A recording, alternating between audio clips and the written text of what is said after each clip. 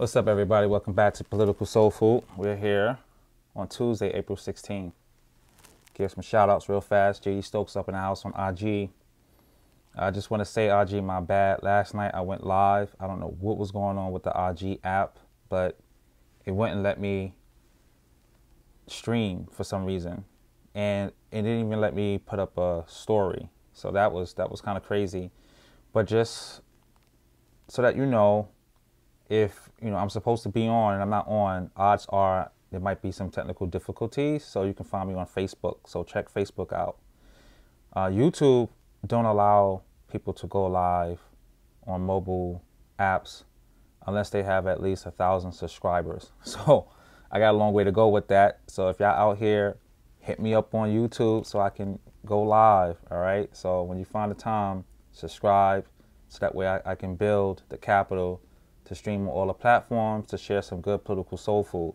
Last night was a really good talk. I really indulged in it, and doing the research for yesterday's show was big for me. And I was talking about the political numbers that matter. And I'm probably going to spin off of some of that data again, because I think it's just worth reiterating over and over and over until all of us get it. And I personally believe that the more we know the numbers, the trends that are the determining factors in our elections, which translates into policies, then we on the left will make more consistent progress in a way that we really should be, given the demographic scenario at this stage of the game. The new American majority is decisively progressive, but we have to activate that. And I say that for another time again, but I will be reiterating that throughout the 2020 presidential elections. So you'll hear more on what we talked about yesterday. Now, today is Tuesday, so I dedicate Tuesdays to Trump. I dedicate Tuesdays to Trump because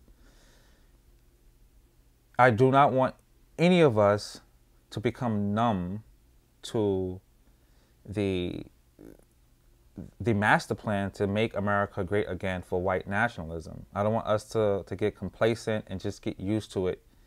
We have to remain irritated. You have to be uncomfortable. And I'll tell you a little bit about why I say this. In fact, I'm taking as an example the right.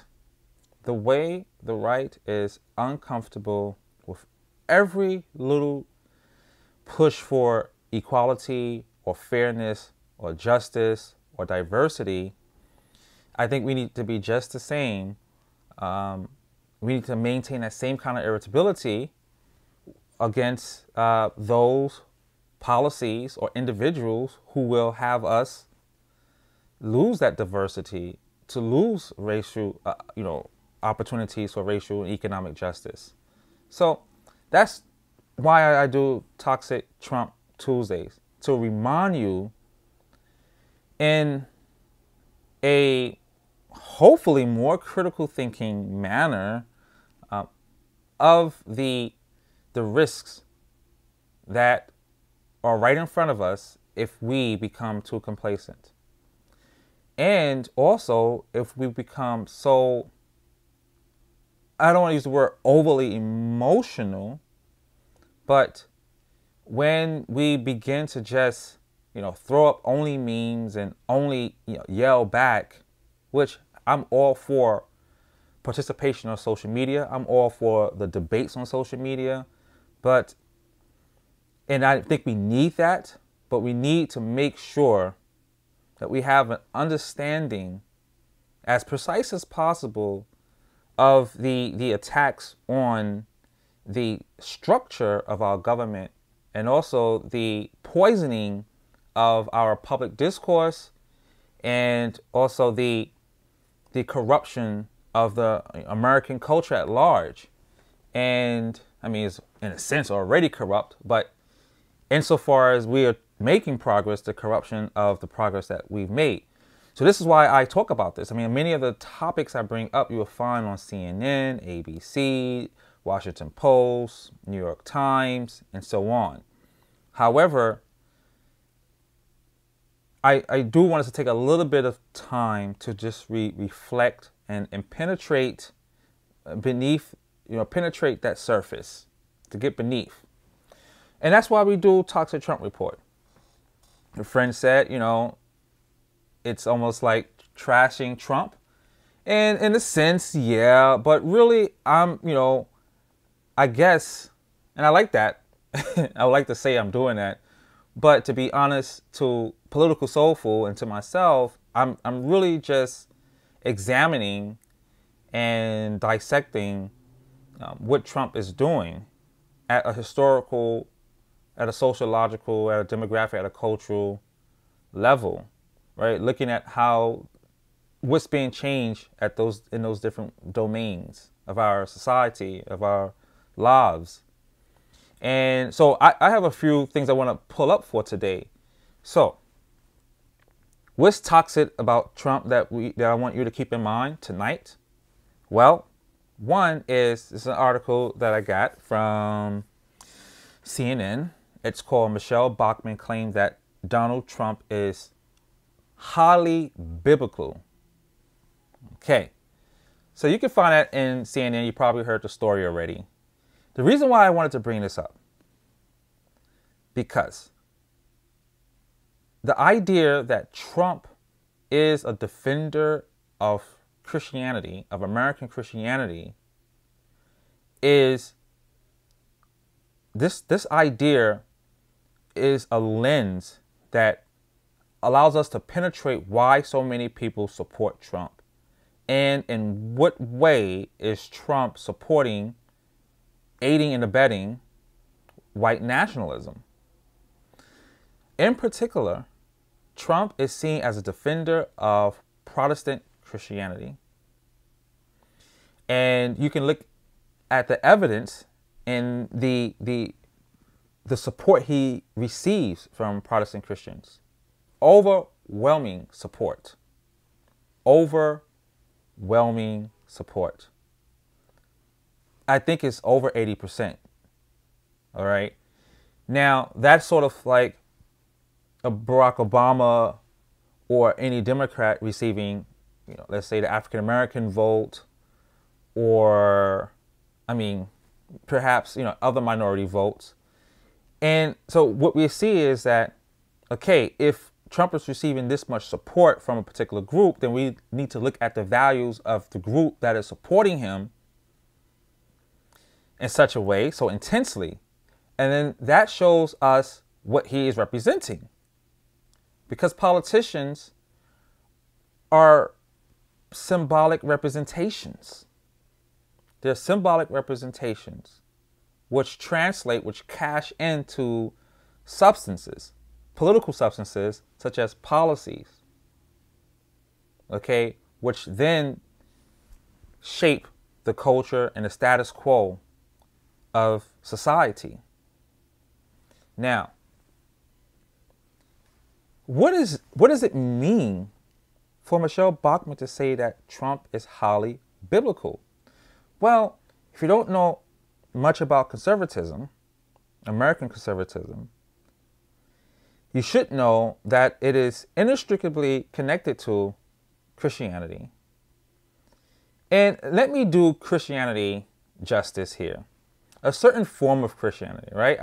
Let's act, I think it's fair to say that the American form of Christianity should not represent what Christianity can mean outside of an American context.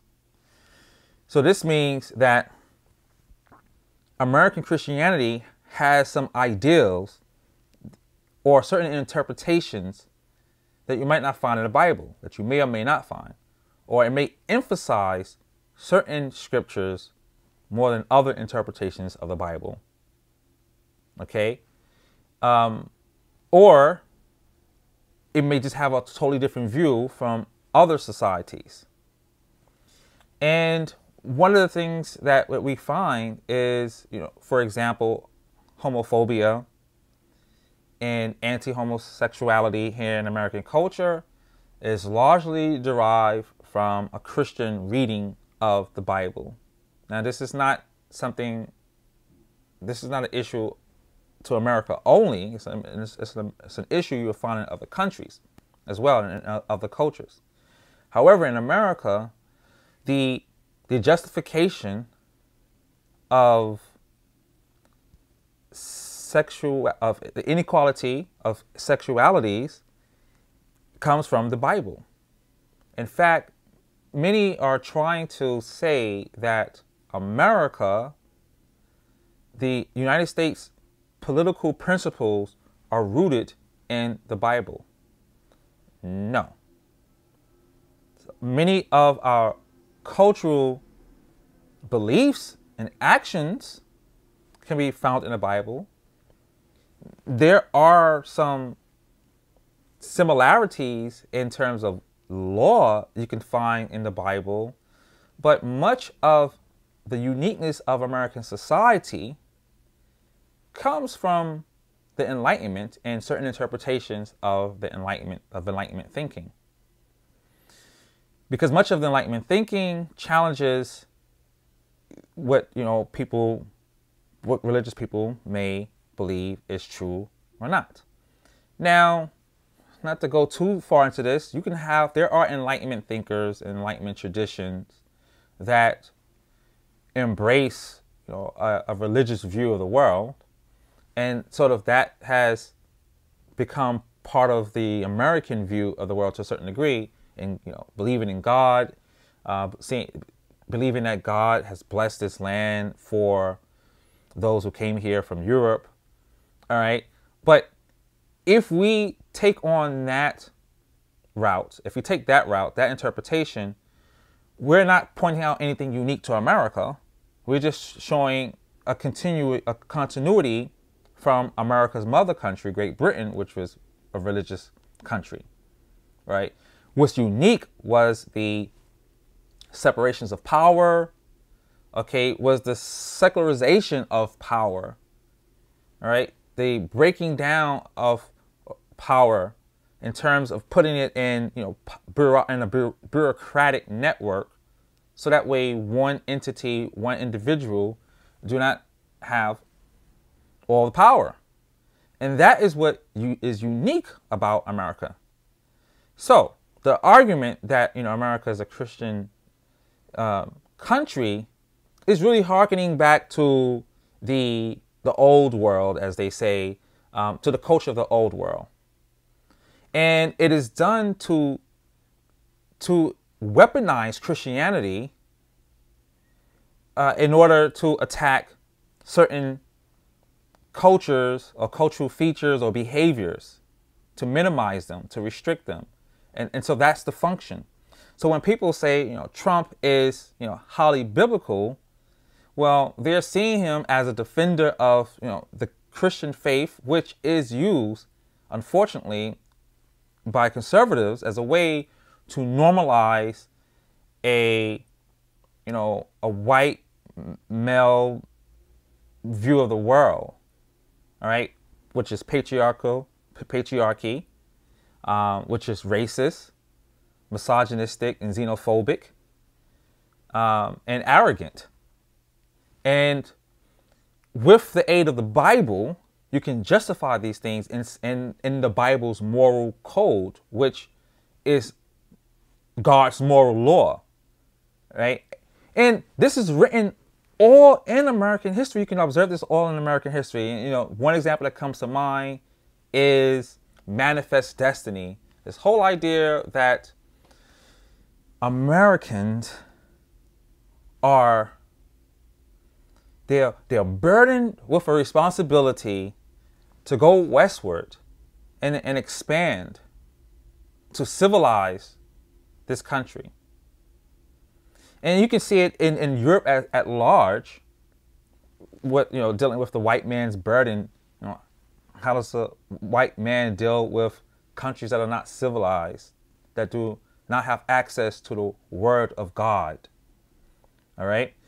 So this is one piece of evidence I give to make to support my claim that Trump is trying to make America great again for white nationalism.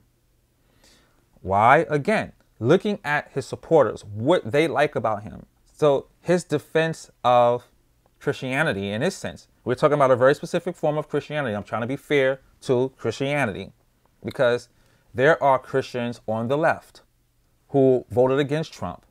There are believers in Jesus Christ who voted against Trump. So I will respect that because they are representing a different understanding of their holy book, of the same holy book that Trump, Pence, Michelle Bachmann, Graham, and others profess to believe in. They say they believe in his book. So people have different variations. So we're talking about the conservative view. Now, this is a big issue. Now, here's another thing I want to keep in mind. I want y'all to keep in mind. It's clear by looking at Trump's own actions, listening to Trump's own words, that he does not represent the personal morality of the Bible. I mean, we already heard him on tape saying, how to treat women. You grab them, by their private part.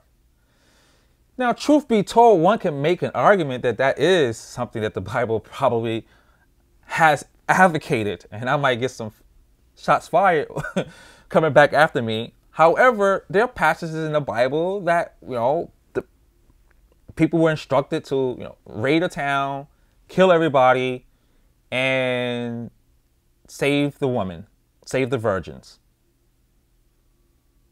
Okay. And in a sense, that is sexual assault. That is sexual assault. So now how that's understood, that's another story. So I don't want to go too far into that, but I'm just saying there is a way to justify it. And some people actually go that far and beyond. I am just going to stop at the point where I say that on the surface, in the way that I know other Christians who do not support Trump understand the Bible, they see that behavior as being antithetical to the words of Christ. And so the way Trump, first of all, his divorces, all right, so he's not leading an exemplary life in that sense, in the Christianity that people represent who vote against Trump. So we know that it's not the moral, that when Michelle Bachmann says Trump is highly biblical, it's not in his personal actions. It's in his political actions. Okay, it's the dominance, the primacy that Christianity of a certain interpretation is given in this country, which leads people to conclude that Trump is highly biblical. And this is sort of my, one piece of evidence that shows that Trump is really trying to make America great again for white nationalism. Not to say that every white nationalist is a Christian, but it is to say that Christianity aids and abets white nationalism, particularly in the way that it is used in law or interpreted to shape laws. Right? And namely, sexual orientation would be one big one. Or the condemning of homosexuality. All right? And the prompting up of this toxic masculinity. All right? And a woman being in her place. That kind of talk. All right. So let me see something here. Let me just read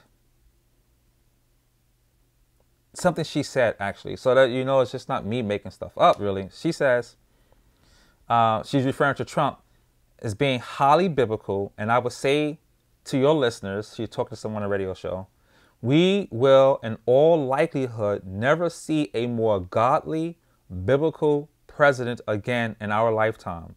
So we need to be not only praying for him, we need to support him, in my opinion, in every possible way that we can. So what we should do on the left is look at the we she's referring to. Who is that we? Think about that. Who is that we? And then we will see who Trump represents. And in this way, Trump is making America great again for white nationalism via conservative Christianity. All right? So you can check that article out, and she goes on to tie in the political element as well. So it gets really crazy. G.D. Stokes said, "I am a Christian and did not and will never vote or support Trump." And that's real. So this is a Christian right here. You know, there's this myth that only Christians vote Republican or they're conservative only, and that's not true. You have many Christians who are on the left. What's interesting that there is a racial fault line in religion and American Christianity in particular. The majority of white Protestant Christians vote for conservatives, for Republicans.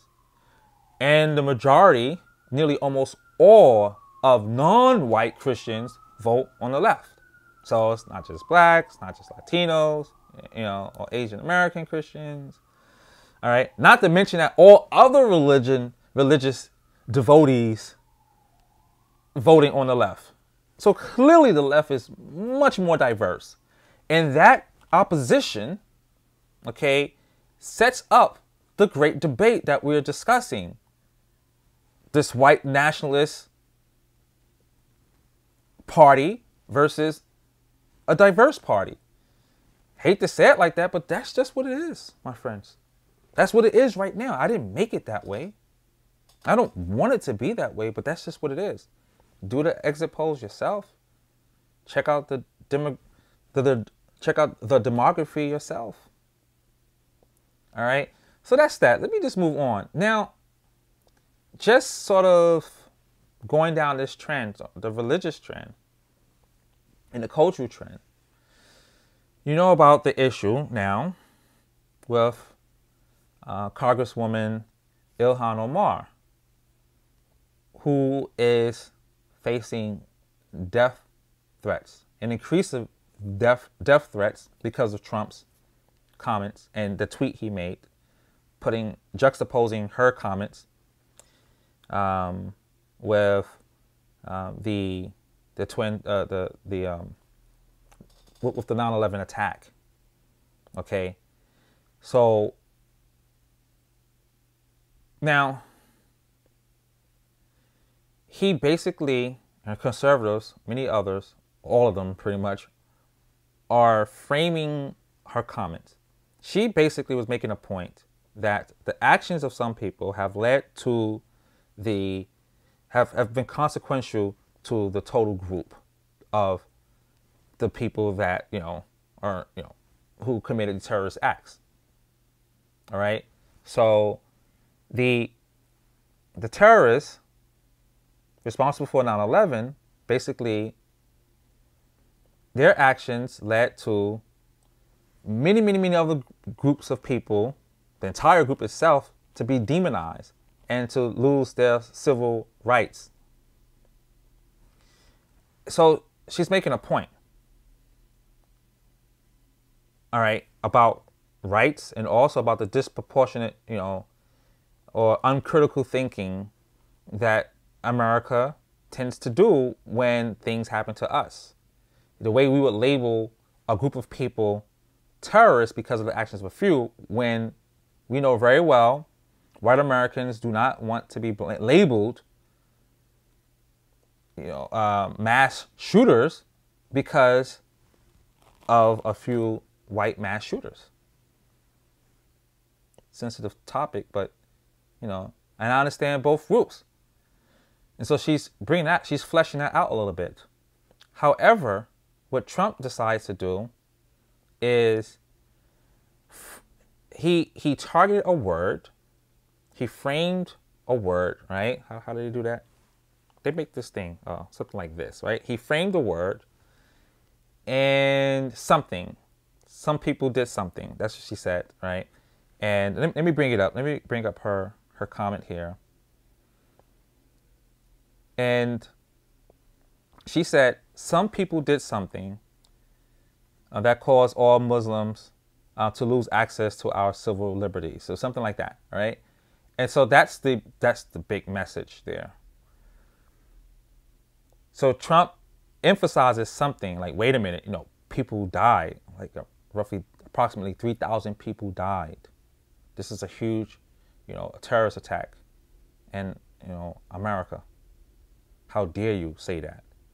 And then he tries to make the case in so many words to basically frame her as someone who doesn't have empathy for the deaths of Americans by minimizing and being vague about the terrorist attack,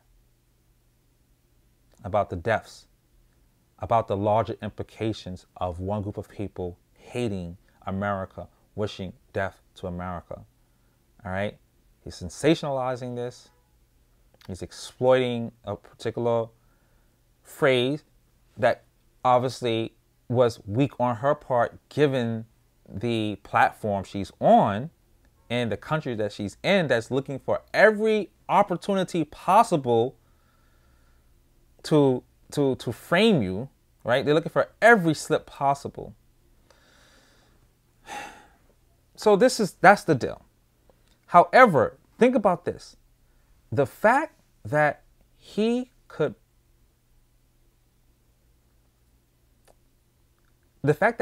words has become a catalyst for people to threaten her life as a Muslim woman, again shows the white nationalism and the racism.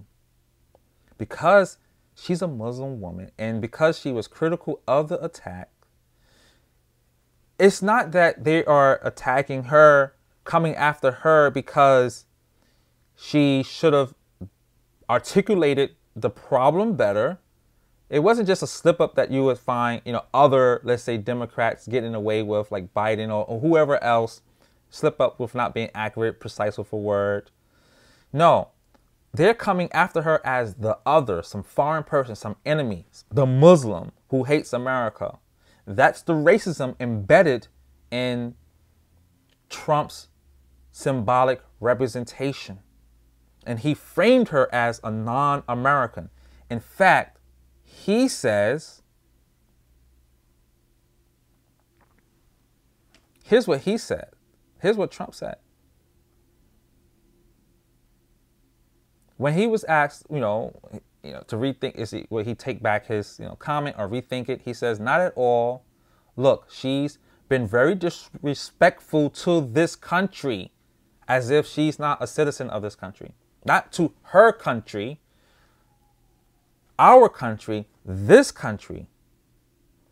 She's been very disrespectful, frankly, to Israel. She is somebody that doesn't really understand, I think, life, real life, what's it all about. It's unfortunate. She's got a way about her that's very, very bad, I think, for our country. I think she's extremely unpatriotic and extremely disrespectful to our country.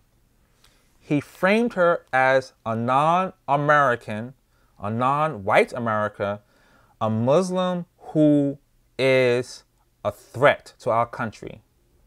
And that instigated the attacks against her.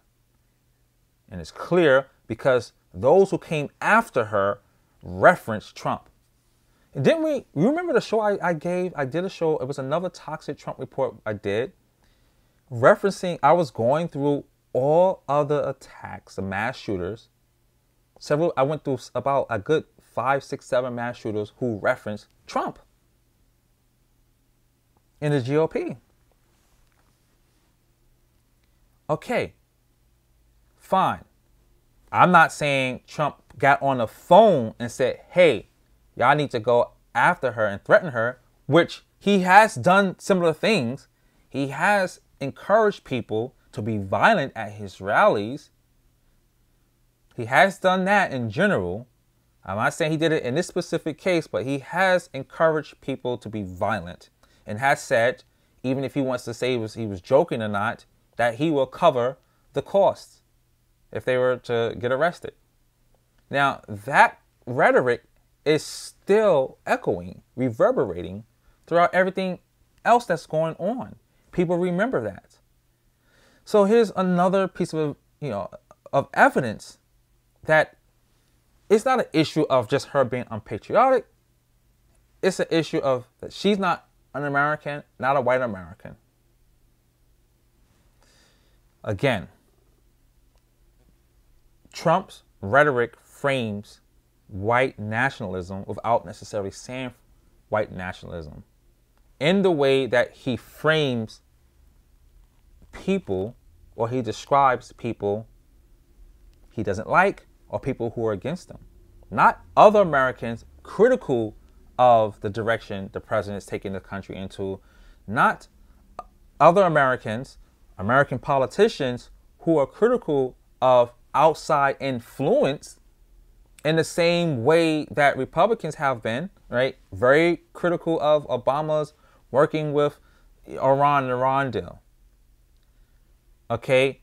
Very critical with Obama working with various countries, trying to, obviously Obama was trying to cool the temperature with certain countries that were very, very upset with America.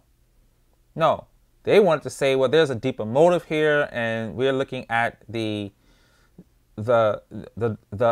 incoming destruction, incoming terrorists in the White House.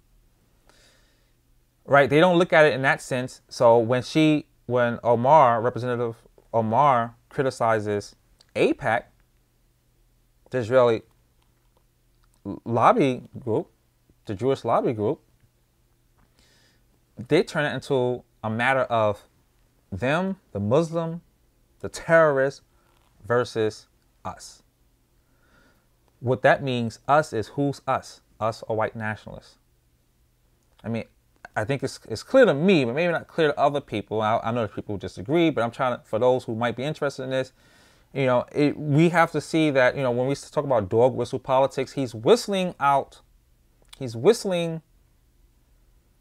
messages that are not audible in the form of words that we would hear in a speech. It's the way he frames the argument. It's the way he frames the tension.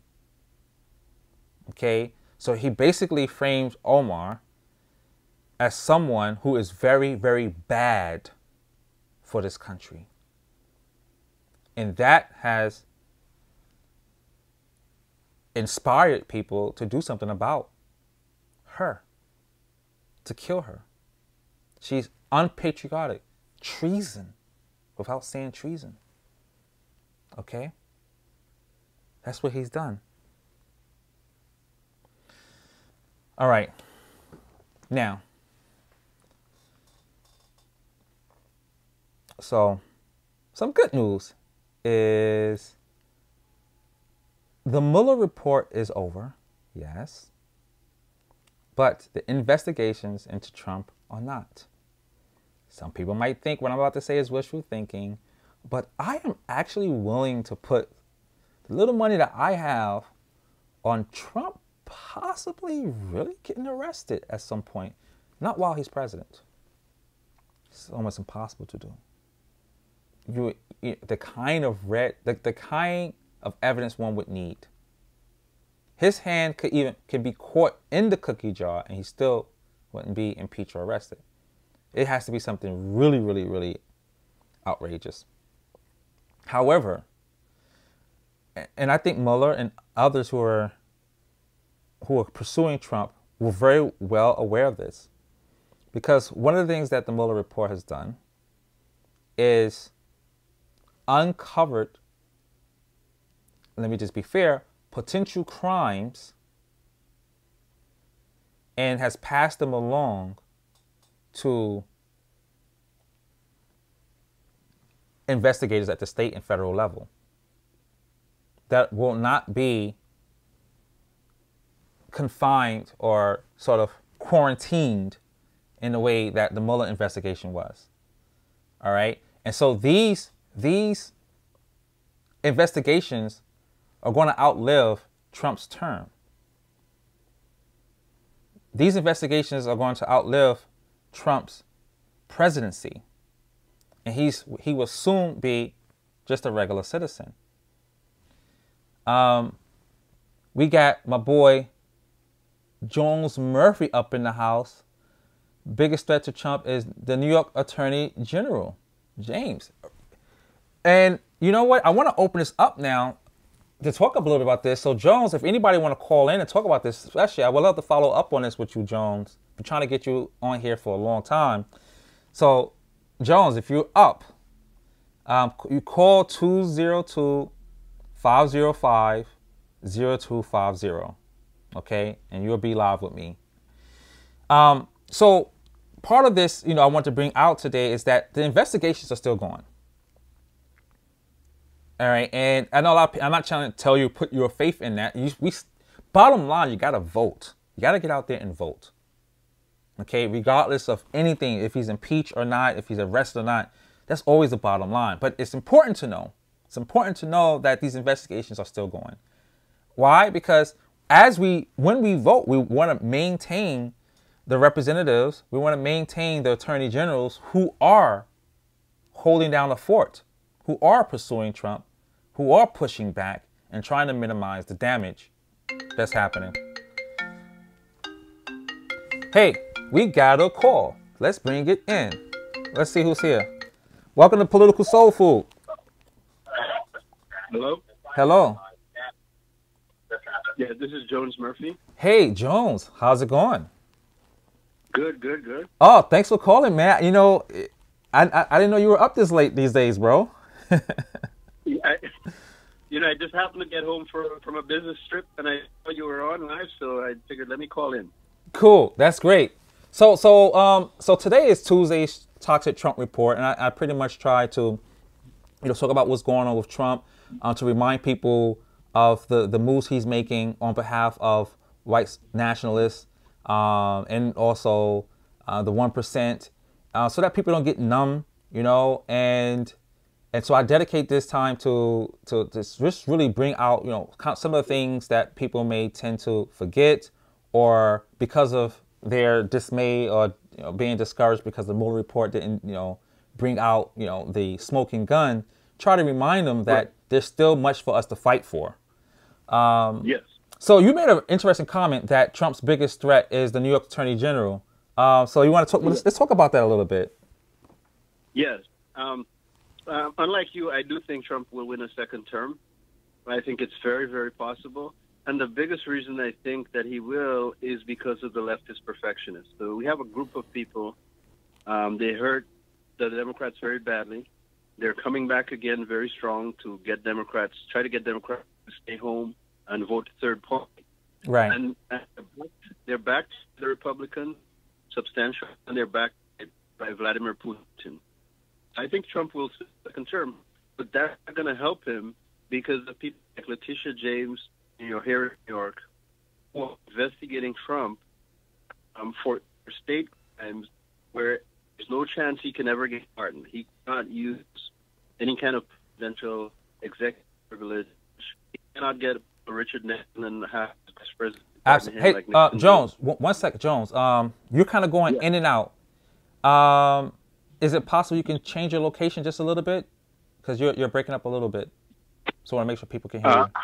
How is the voice? Yeah, it's much better now, stronger.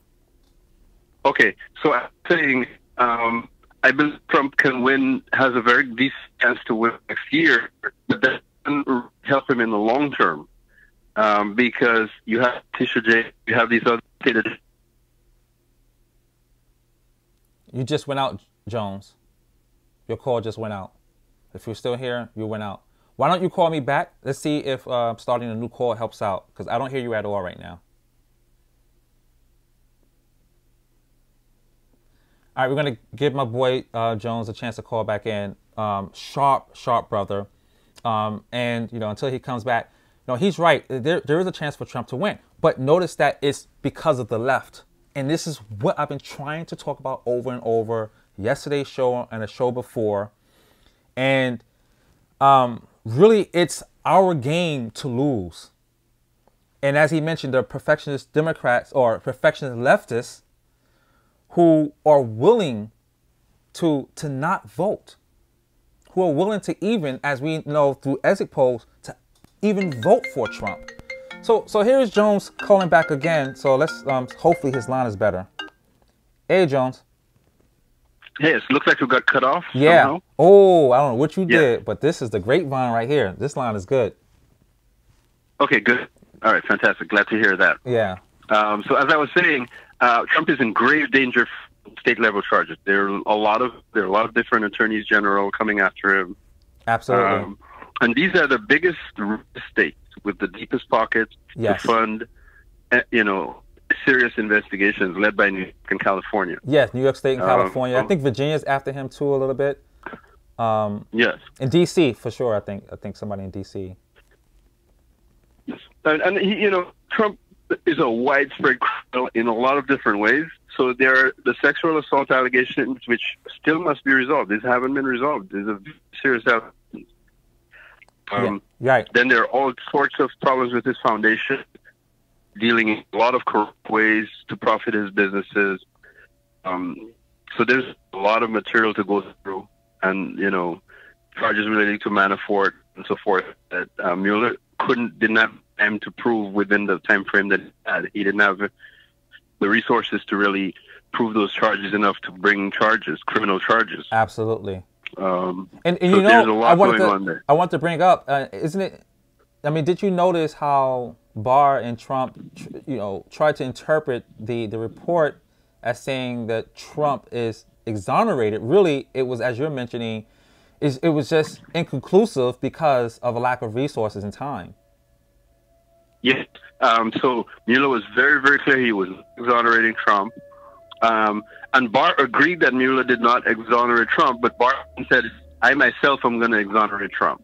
So what Barr did was, he said, based on what see from Mueller's report, which I'm never going to show you, I'm exonerating Trump.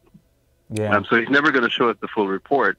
He's going to redact it heavily, black out a lot of it, and the Democrats are going to fight him on this. Yeah. Unfortunately, this is going to be litigated to a Republican Supreme Court.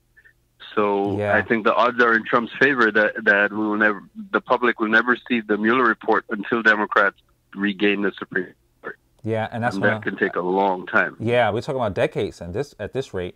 Yes. Yes. Let's talk a little bit about.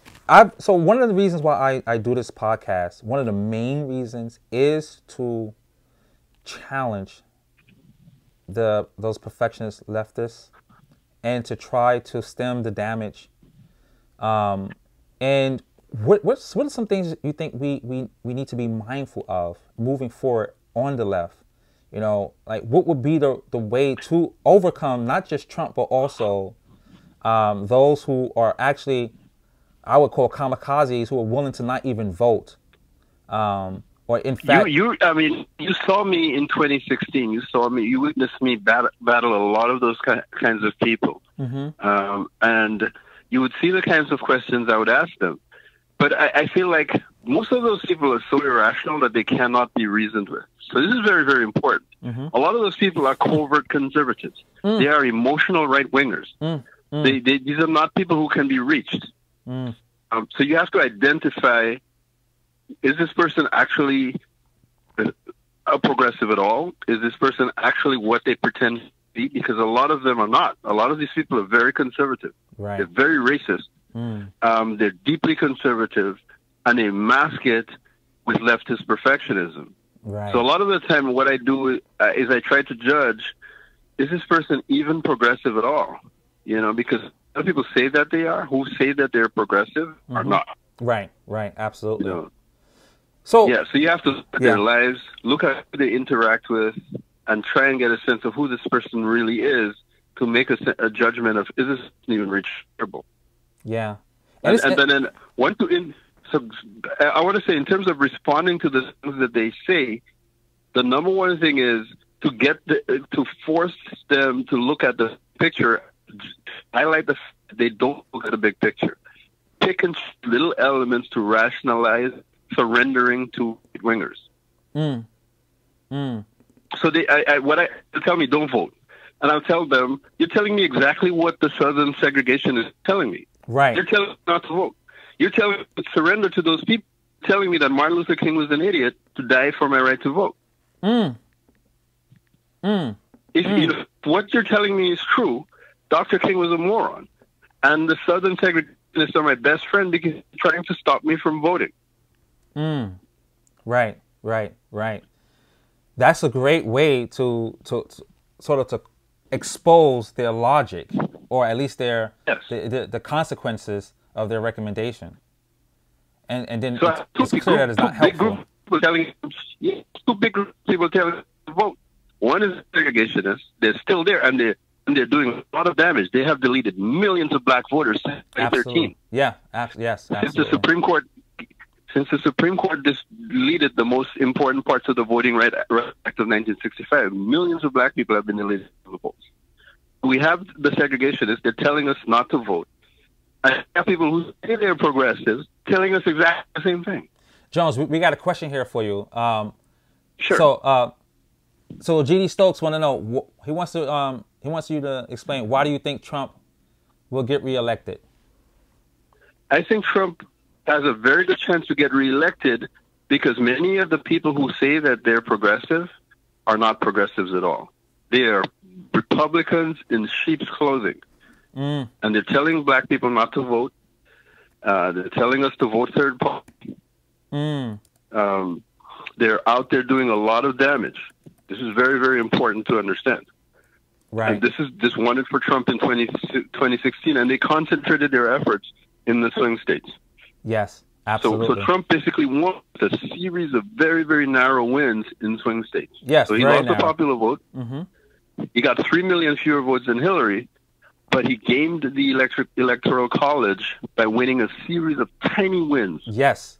In like 7 states. Yeah, Michigan was one. He won about maybe 10,000 votes more, just 10,000. Yes. And it was the same in Pennsylvania. It was the same in Florida. Just a series of very tight. So this exact same scenario can happen again. Absolutely can happen again. Yeah. That is true. That is very much true, and this is what I'm trying to combat. I'm trying to tap voters who are or probably are not interested in voting, to get them to come out, because somehow we have to overcompensate for I think those leftists who are actually sabotaging us. Yes, they say they're leftists, but they're not. Yeah. When you scratch the surface, you see a lot of racism. You see a lot of sexism. They're very conservative people, but they masquerade as leftists, and all they do is attack the left. Yeah. They say they're leftists, but they're attacking exactly who Fox. They're doing exactly the same job as Fox News. Yeah, absolutely. But they're doing it as leftists, and it's very toxic. I started seeing this too in the arguments against Hillary Clinton, and when people tried to explain what she could have done. And I'm not saying her campaign was perfect, but her 3 million plus vote, popular vote advantage was higher than one of Bush's, wins. In fact, he lost the popular vote once, and scraped the 3 million to win himself. Hillary got a much higher percentage of the popular vote than Bill Clinton never won the popular vote. He won because of three-way. Ross Perot. Oh yeah, that's right. Absolutely. He never got over 40% the vote. Right. So did better than Bill Clinton. So people are telling me she was a terrible, awful candidate. Right. But she got more votes, a higher percentage than Trump, higher percentage than W, a higher percentage than Bill Clinton did either times. Yeah. People are telling me that this is a terrible candidate. Yeah, absolutely. And this is and you know what too, I want to add on, I got 2 things.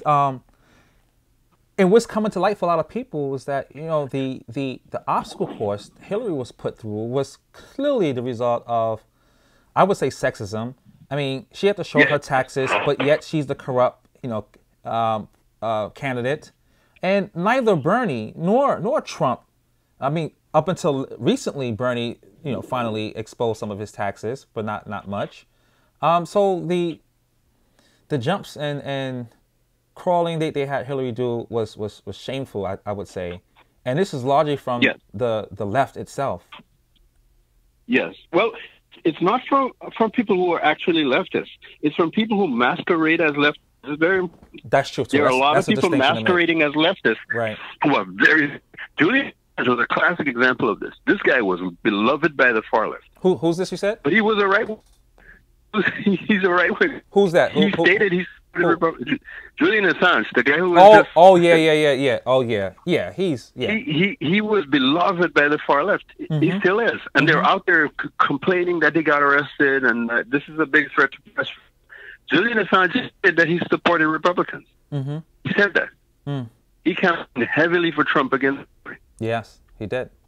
And yet somehow he is a far left doubter. The far leftists love this guy. Yeah. And they love him because he says horrible things about Obama. He says horrible things about Hillary. He's very racist. He's very sexist. And they like that. So we have to look very closely at people who say that they're progressive, and yet their enemies are exactly the enemies of Fox News. They're exactly the enemies of Donald Trump. Yeah. Absolutely. But they're doing the thing as the Republicans for leftist perfectionism. And it's really interesting.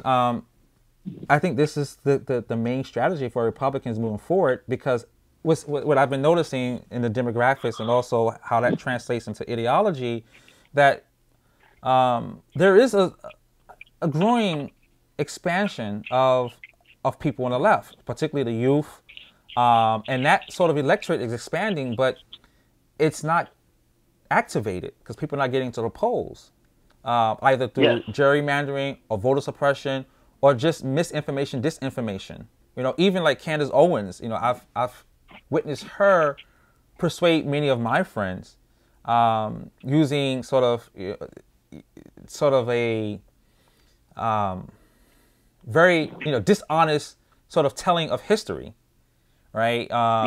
With some half truths that are steering, or that is pouring confusion into the minds of black voters who are saying, well, Democrats are no different than Republicans, and the Democrats were the ones who were fighting for slavery, and so there's this huge disinformation campaign that's going on that are robbing votes from the left and immobilizing us. It's very, very dangerous, and who fell for that was Ilhan Omar. Ilhan Omar fell for it. So she gave an interview to Politico a few weeks ago. She attacked Obama, and she attacked Democrats, and said that they weren't any from Trump. Wait. She said what? What to Trump? That they were very similar to Trump. Yeah. Obama was very similar to Trump. And she said that he was very similar on immigration. Yeah. He wasn't that different. Yeah. She cited some of the leftist perfectionist nonsense on drones. Yes. And that's another one. Yeah. Bogus statistics. Yes. Very bogus. Yes. I keep posting this information. I posted statistics on drones. These actually are the lowest danger weapons of any weapon system. And this is being confirmed by hostile governments. Yes, absolutely. Governments that don't like them at all. Yes. That's really sad too. Yeah. Yeah, it's very sad. It's really sad. Because one of the things I see is that the more the left fails to acknowledge, one, the kind of opposition that Obama was up against, and two, the fact that he was able to I would say make some huge progress.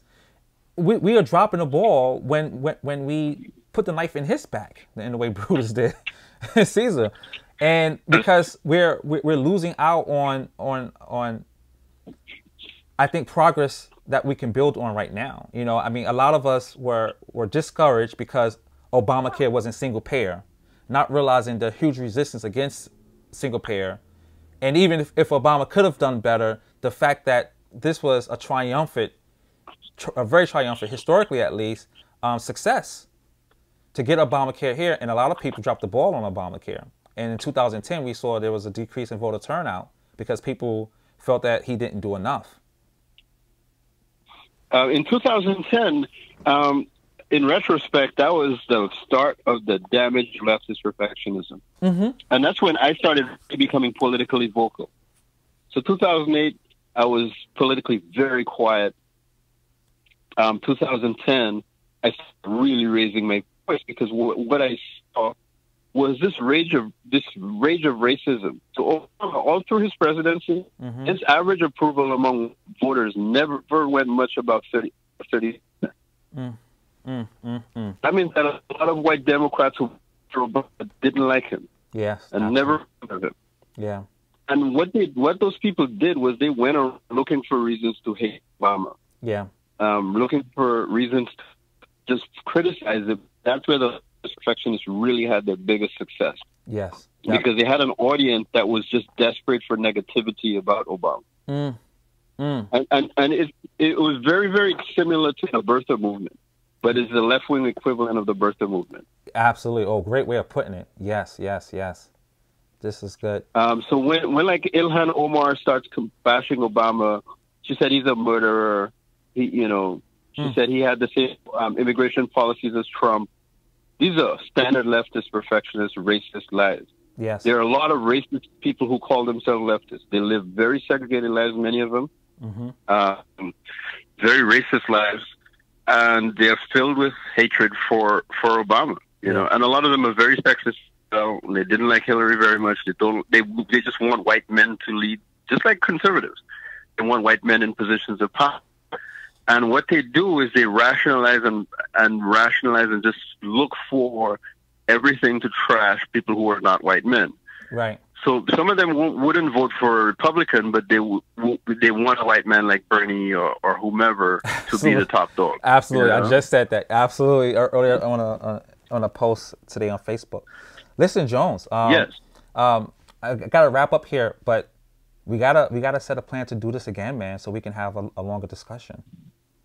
Because I'd be delighted to. So let's plan to do that. Yes. All right. Cool. Convenient. All right. Thanks a lot for calling in. Good to talk to you, Kassan. Same here, Jones. Thank you.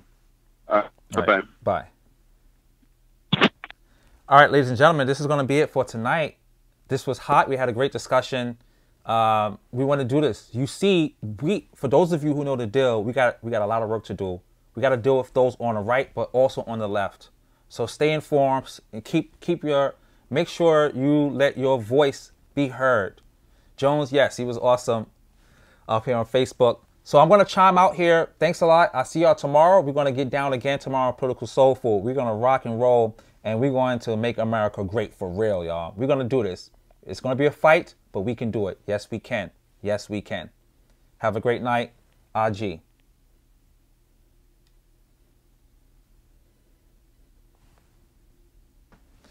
All right, see y'all later. Y'all have a good one.